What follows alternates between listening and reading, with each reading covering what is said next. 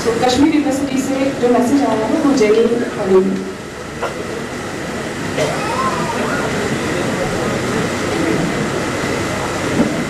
This is from Madras, who is a part of Kashmir University Students Union. Jammu and Kashmir is an occupied territory, and I speak to you as an occupied. At the very outset, I would like to thank the organizers for inviting us to the program, but it was better for us to send you a message from this forgotten part of the world. I speak to you as a student and in Kashmir. Let me introduce myself before sharing some of my experiences or viewpoint. My name is Maharaj, and I am pursuing my PhD research in the University of Kashmir and have been involved in student activism from almost more than half a decade in Kashmir University. As you might be aware of this fact, that the face of students activism, or you can say the only students organization which is working in Kashmir University, is known by the name of KUSU, Kashmir University Students Union, and has been banned since 2009 after its office was razed to the ground by the university authorities.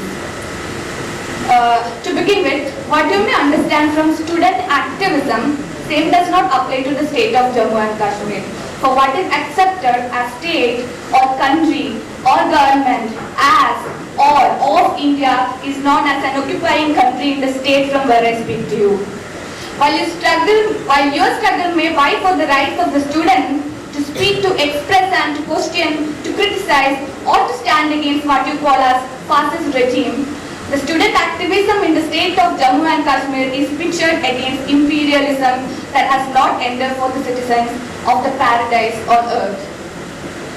Jammu and Kashmir is an occupied territory, colony of India, which happens to be your country, not accepted by the people of my state as theirs.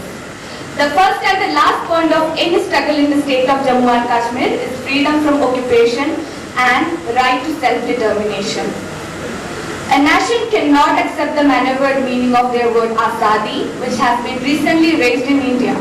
While AZADI has been resonating in Jammu and Kashmir since more than half a century now, and it meant not the misappropriated and has claimed AZADI within India.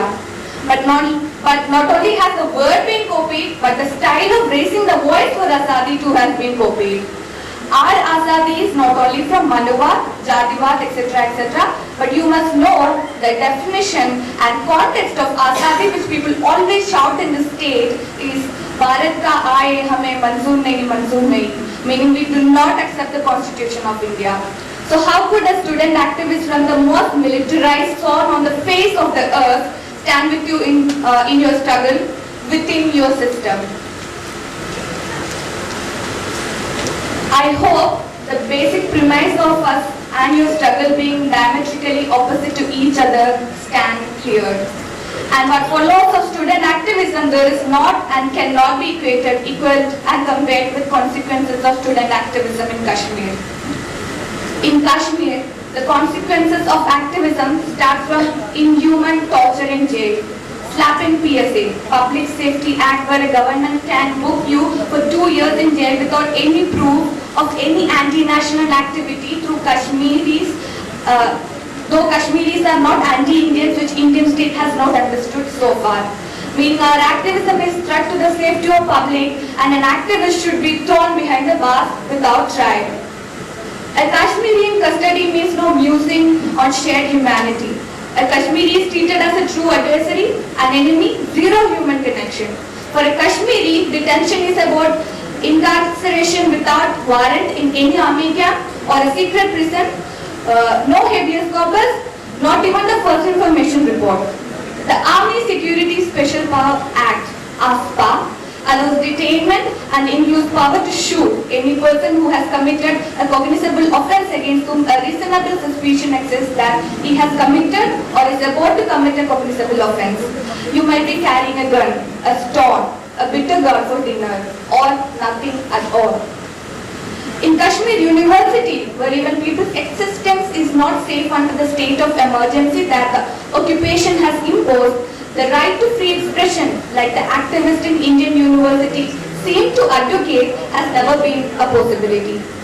Yet, people express themselves courageously in defense of India's nationalist code, and they truly defend this practice by putting their lives at risk of it. In this brutal discourse, the Indian state apparatus threats all Kashmiris in the manner of combatants. This exchange, while often fatal, is also seen as a compliment by most Kashmiris who have become bold in flaunting their emotional, cultural and territorial differences from India. Life is precious, and those who live under continuous gaze of the barrel of the gun know its worth more than anyone else. What happened to Rohith Vemula and other of his like must not happen to anyone. However, at the same breath, we inform you, not like you were by your media houses, that 126 youth were haunted on the street of the state in 2010, and I know you have not yet heard of Shaista Hamid and Danish Farooq. Shaista was recent graduate in her early 20s and Danish a university student in his late teens. The two were shot dead by government force in Kashmir the day before Modi regime started its attacks against JNU students. We have sacrificed men, women and children in lakhs in the most inhuman way. A child thrown in air and shot by the government mercenaries is how India plays an inclusively exclusivist politics. This is the paradise where all hell has been let loose. In its brutal discourse, the Indian state apparatus threats all Kashmiris in the manner of combatants. This exchange, while often fatal, is also seen as a compliment by most Kashmiris who have become bold in flaunting their emotional, cultural and territorial difference from India. While you copy our dialects of demanding AZADI, next time you shout it, remember this slogan came from Kashmir, and AZADI for them is right to self-determination. To add, at the end, I will reiterate what we, Kashmir University Students' Union, said when JNU fiasco was unfolding. We stand in support to individuals, organizations, civil society members, intellectuals and all those who stand in support of our right to self-determination promised by India's first Prime Minister Jawaharlal Nehru in the heart of Srinagar, Lal Chowk, on whose name JNU was formed. In your struggle, you have received immense support from people beyond territorial and cursed nation-state boundaries of India, and we with our deepest condolences may be added to the same list. The same day, fronting TV journalists were holding court materials against Umar Khalid and Kanhaiya Kumar. The news of Shaista's and Danish cold-blooded murder was quietly suppressed, part of a larger history of suppression which makes a certain kind of national consent possible in India.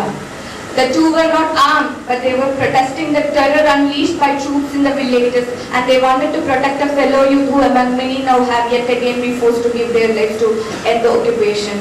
They don't know JNU was ringing with slogans for Kashmiri rights the day they died, nor did JNU know that their protest against the silence on Kashmir had become more imperative than ever.